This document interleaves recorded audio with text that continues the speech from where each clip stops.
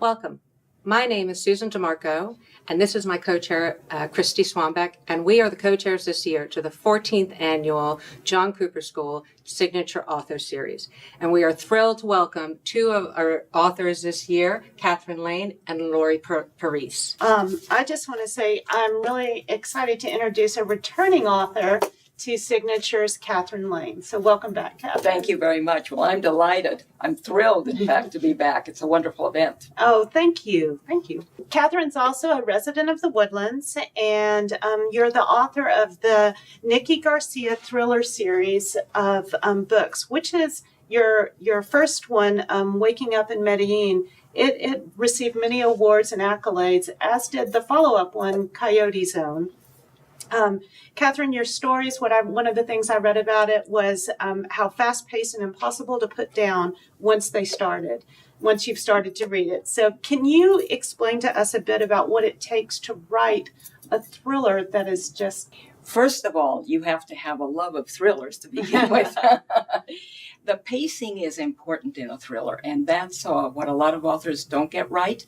And I think that for me, it was, I put myself into the story so much, and I wanted to make sure that the person that was going to read would be right along there with Nikki Garcia and experiencing everything and trying to figure things out. And then, of course, when Nikki's life is endangered, to also feel that they have to help her overcome this situation that she's in.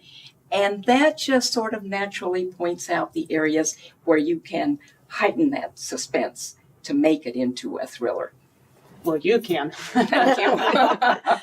So, for your inspiration for this series, did any of this come from your traveling and your working in Central and South America? Yes, absolutely. In fact, my travel figures very heavily in all of my work. But also, the first book, Waking Up in Medellin, I used a world that I knew. Just like John Grisham is an attorney and he writes about lawyers, I was an international finance person who had, obviously, then I used that background to write the first novel.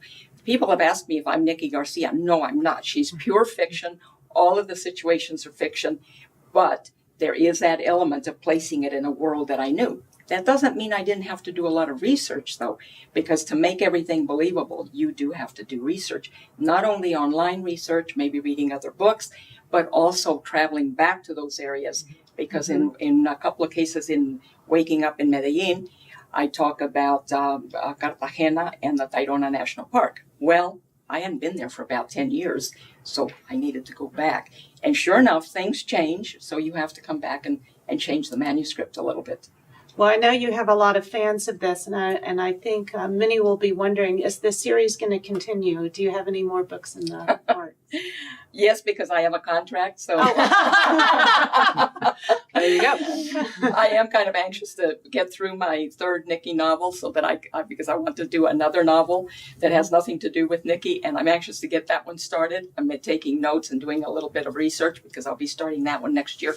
But yes, I'm working on the third one. It takes place in Barcelona, Spain, and love Barcelona, so I just had to place a novel there so that I could have the excuse of going there.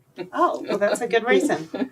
Well, in addition to releasing Coyote Zone last year, you also released this one, Backyard Volcano and Other Mysteries of the Heart. So you were very busy last year. I was. Can you tell us a little bit about your inspiration behind your short stories that you have in here? Well, that's actually my favorite book. I love some of the things that are in there. I love the title story. It takes up half the book. It's really a novella. And because of my love of volcanoes and having grown up in Mexico, although there weren't any backyard volcanoes near where I was, but I had traveled to see a lot of volcanoes. So that is sort of the background again, the environment that I've used. But I love that. Those stories are a little more literary than my thrillers are, obviously, because thrillers are a genre. They're not literary. I also have humor, and I have a couple of Mexican ghost stories. Not typical ghost stories, not vampires, but ghost stories. Well, this one has also received awards and great reviews. It did. It got the best short story collection at Killer Nashville in August of this year, which Congratulations. absolutely That's blew me lovely. away. I was so thrilled. As a returning author to visitor to Signatures, can you tell us what it means to you to come to the event? To me, it's the crowning event that I Thank you. attend. It is unbelievable. First of all, it is so well organized. And then the warmth that everyone is received with is just unbelievable. Of course, those mimosas are very nice. When I walked in last year, and every year, the decoration of the venue is unbelievable. But when I walked in last year and there were 4 train conductors there to welcome people, I just felt I'd stepped onto the movie set for Girl on the Train. Mhm. It was just unbelievable. So for me, it is the best event I have ever attended. And I have attended things all the way from North Carolina to New Mexico. So I've covered a lot of territory. I've covered a lot of events. I do a lot of small presentations, 30 to 50 people. And this one is definitely a crowd that is just unbelievable and such a wonderful event. Thank you. Well, speaking of the crowd, what do you think the attendees feel when they're at the event? Oh, they love it. They absolutely love it. In fact, and I think this year is going to be spectacular. They've all been spectacular in different ways, but the one this year with Kevin Kwan is just, it's out of the ballpark. It really will be, because he is supposed to, I don't know him, but he is supposed to be just fantastic in his speaking engagements as well as a one-on-one basis. Oh, thank you so much. Well, we look forward to seeing you on November 30th at our Signatures Luncheon. My pleasure. Thank you.